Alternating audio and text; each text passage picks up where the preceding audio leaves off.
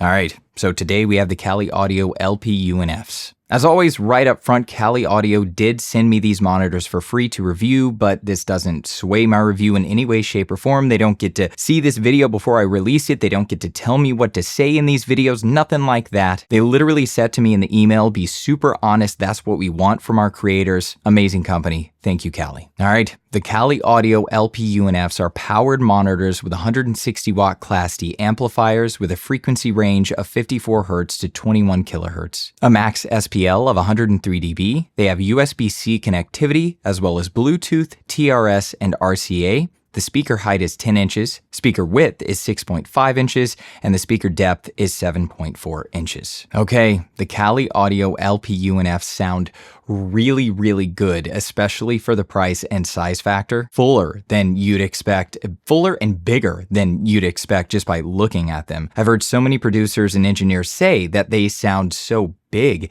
even though they're pretty small. And I couldn't agree more. I actually played a couple of hours worth of a Hans Zimmer playlist that I put together just to break them in and kind of put them through their paces. And I gotta say, I was really blown away with how well they translated Hans Zimmer's music, because anyone who listens to Hans Zimmer knows how big and epic his music is. You know, it's definitely a full spectrum of the frequencies, that's for sure. And the Kali LP Unfs did not disappoint. Think about it like this. You've got a company like Kali Audio coming out of nowhere these past few years, completely killing it in the industry with monitors that sound top end but are priced like budget monitors. This causes all of the other companies to do the same thing, and that in turn continues to make all of the other companies work really hard to push out really high-end products, but at the same time bringing the prices down, which is a massive win for us, the consumer. So we have Kali Audio to thank for that. Then the fact that they're super portable. I mean, they could be super portable and sound like garbage, but no, they're super portable. They sound amazing, big and full. It's really amazing. Then connecting them to Bluetooth is so easy. Just hold down the plus and minus buttons on the front of the speakers,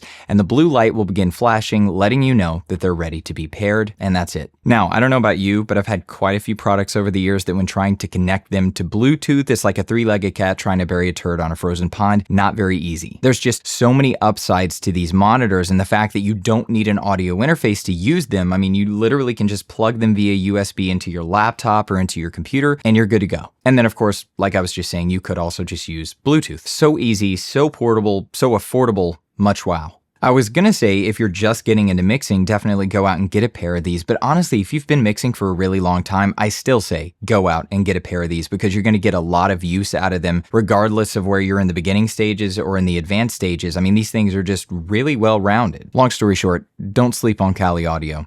They really know what they're doing. Now, another feature to note is the boundary EQ switches that you can find on the back of the monitors, or really specifically on the back of one of the monitors. These switches adjust the sound of your monitors depending on how you're setting them up or the position that you're setting them in. For example, you may have no other choice but to place them really close to a wall, flat on a desk, you know, without isolation pads or any kind of isolation pucks, or better yet, your own isolated stands. And this is a really great feature to have, especially for monitors that are great for traveling, because, you know, you're going to be finding yourself in not ideal situations when traveling, most likely, and it's going to force you to set them up in not ideal, you know, circumstances. So it's really good to have these boundary EQ switches to compensate for these situations that aren't as ideal. Now, how do they sound? Well, it's not very scientific, but I don't have the expensive equipment that would be better in the situation, but I'm just going to place a Rode NT1 4th gen, because it's pretty flat, directly in the listening position and cut back and forth between my audio LP6s that I've had for a while now,